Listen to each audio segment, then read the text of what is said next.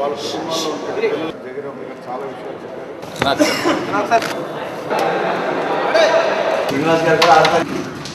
హృదయపూర్వకంగా చెప్తూ ఇది దిగ్విజయం జరగాలని మనసారి సెలవు. మహిళా జర్నలిస్టులని ఎంకరేజ్ చేయాల్సిన అవసరం ఉంది.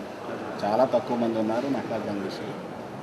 అలాగే హెల్త్ కార్డులు గవర్నమెంట్లు మారుతున్నాయి, కానీ జర్నలిస్టుల పరిస్థితులు, హెల్త్ పరిస్థితులు, వారు ఏ పరిస్థితుల్లో ఉన్నారో, వారి ఆదాయాలు ఏంటో నాకు బాగా తెలుసు. చాలా ఈరోజు ఉద్యోగస్తులందరికీ కూడా ఒక ఫిక్స్డ్ పే ఉంది. మరి జర్నలిస్టులకు మాత్రం ఒక ఫిక్స్డ్ పే అనే కానీ ఒక పే స్కేల్ కానీ ఏది లేదు. దాని గురించి కూడా గంటల శ్రీనిబాబు గారిని నేను కోరుకునేది ఏంటంటే దానికోసం పోరాటం చేయాల్సిన అవసరం ఉంది.